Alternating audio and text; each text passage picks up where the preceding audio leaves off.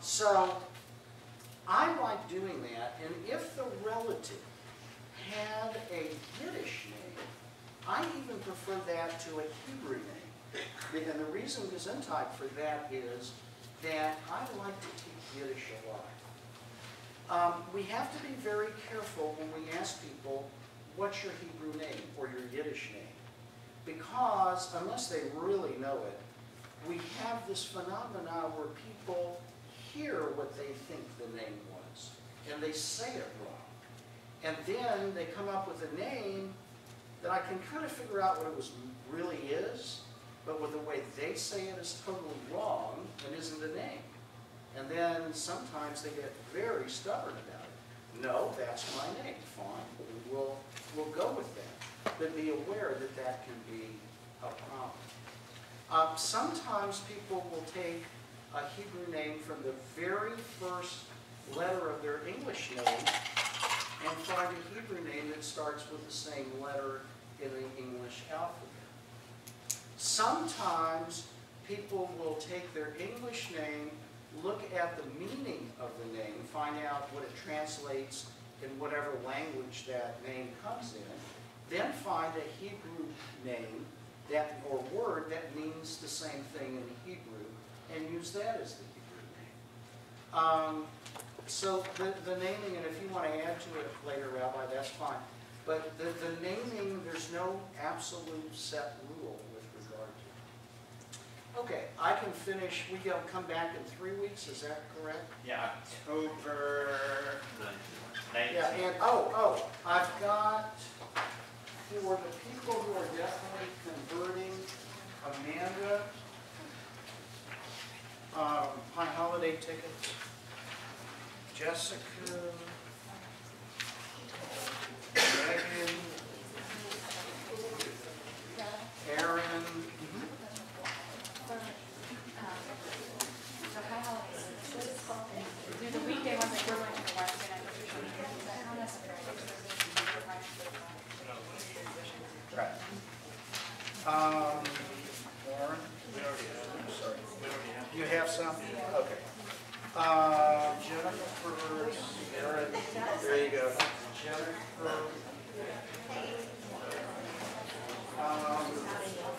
Julie, you're not sure you're converting? Is that for Rosh Hashanah? I think it's all of it. I'm not, we're going to visit family for the holiday. Okay, so you don't need. I'll be here for you. Okay. Also, don't forget to take, what do you need, the Yom Kippur ones? The picture, it looks like you're going to spin it, throw knives or something at the I told them that you would share your experiences from your bris with them. You know, I performed one once, where I performed the actual circumcision, but things didn't go so well. The kid didn't walk or talk for a year afterwards. You already used my joke! That's my joke! I was telling that joke before you told me. No, I was telling that joke before you were born. Can't use my jokes. But I will tell you a true story if I can have a second more. You know how kids can be. Well, this is a story about my son Michael, who today is a rabbi. Michael always complained that our oldest son, his older brother, got more than he did, whatever it was. And I got tired of hearing it. Well, it so happens that during Stephen, our oldest son's bris, on the 8th day, we hired a surgeon who'd never done a circumcision. He didn't know what he was doing. It took him an hour. I was mopping his brow with a diaper, and it was a disaster. And my wife Donna fainted flat out. So when Michael came along 2.5 years later, we said, we ain't doing this again.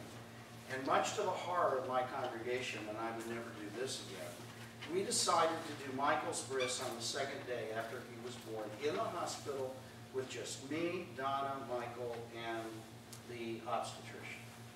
And that's what we did.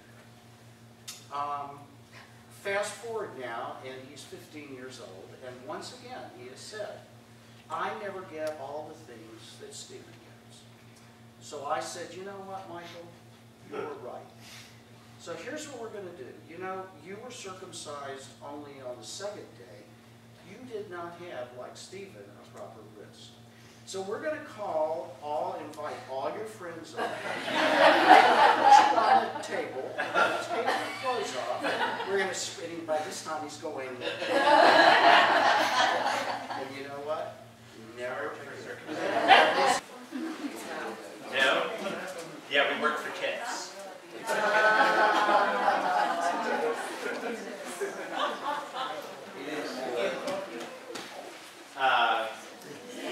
So a guy is... No, well that one I would have assumed Rabbi told you. Guy's walking down the street in New York, and his watch is broken.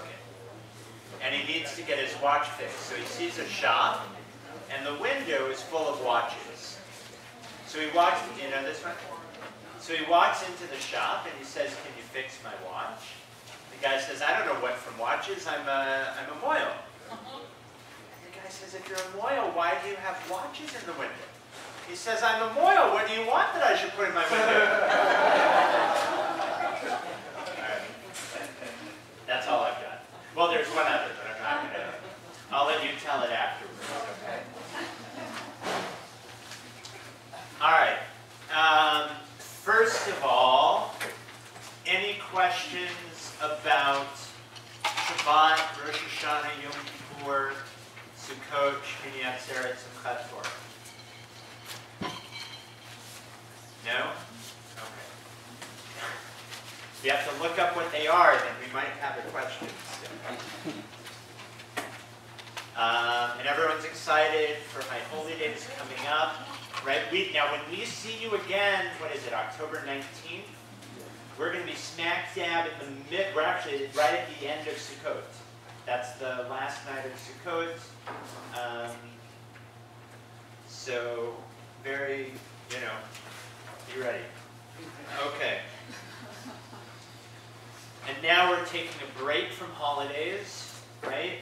And I think, does everyone have a syllabus? I think I'm supposed to be teaching about Jewish education tonight.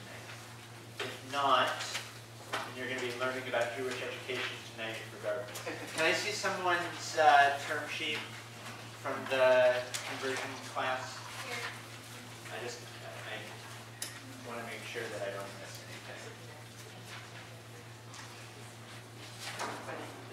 anything. No. Yeah, there we go.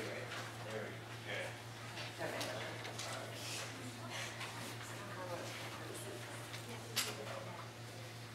All right. Can I borrow? Okay.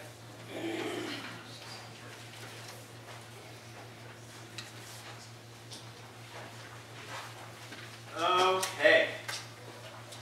So education is something that has always been extremely, extremely important in Judaism. And if you look, we're going to start on this sheet. All right, Book of Deuteronomy, you shall teach them to your children. And throughout the Torah, right, Genesis, Exodus, Leviticus, Numbers, Deuteronomy, we have quite a few references to teaching. You shall teach them to your children. Education is viewed as the responsibility of the parent.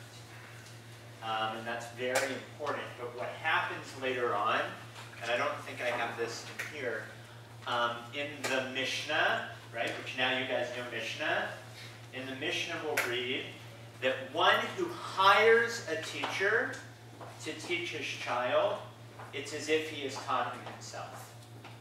Okay? So just like Rabbi taught you with circumcision, right? Who is commanded to perform the circumcision? The father, right? But does the father have to do it? No, he can pass on the responsibility to someone else, and by making sure that it's done correctly, it's as if he has done it himself. Right? See, isn't it nice when things tie in together? So education is viewed the same way. I like to say that Jewish education especially was way, way ahead of its time. Examples of this, and I didn't give you all of them, the American National Education, or whatever it's called, I don't know, what is it, the I don't know. Whatever it is, in their documents, they cite the Talmud, right? In the Talmud, it says that no class should have more than 25 pupils. And they use that as a source for, and now we know that public schools today have classes bigger than 25, I think, but, right? So 2,000 years ago, we're already starting to see things like this, that by having more than a certain number of students in a class, the kids aren't going to learn the same way. What else? How many of you have learned the different kinds of learners? Do we have any teachers in the group? Like visual, auditory. Right, visual learners, audio learners. There's, I learned all this when I was in school, but there's there's 9 different, or I don't know how many there are. No one can help me? Huh? No, but there's someone who, like a psychologist who has the 13 or 9, no one? Anyway, right? The fact that different kids are going to learn different ways. Here, in the Mishnah, again, so we're looking about 200 CE. And according to the son's knowledge, his father teaches him. Right? This is referring to the story of Passover. We haven't gotten to Passover yet. But much of Passover is about teaching the story of the Exodus. Right? He begins with degradation and ends in praise. But that's what's most important in this, and the only thing you need. According to the son's knowledge, his father teaches him. Elsewhere in that section, it's talking about the 4 cups of wine for Passover, and the question is, do you give a child 4 cups of wine? And, well, but then it asks about wine. And one rabbi says, yes, you give the child 4 cups of wine. And the next rabbi says, no, why would you give a child wine? The wine will put the child to sleep. Instead, you give them toys to play with so that they stay awake, right? Now, I would use different language, but think about education today and the length to which we go to keep kids engaged while they're learning, right? To have different things, multimedia, things like this, right? 1,800 years ago, our rabbis were saying the same thing. So I think that is pretty cool. So already talking about different ways of teaching different kids, looking at each child and seeing what they need to be taught. Another midrash, and for those of you who get the Jewish press, this is what I wrote my last article about. We were taught in the Middle Ages, this is not Talmud, but a Middle Age, a book from the Middle Ages, and I don't remember exactly which book, you don't need to know anyway, says that on a child's first day of school, you take a tablet with the alphabet, written on it, and you cover it in honey and give it to the child. Why? So that the child will lick the honey off of the tablet and associate learning with sweetness, right? So really wanting learning to be a positive experience. For those of you who are converting, cheder, which is on your list, cheder would be a word for Jewish school. From a younger age.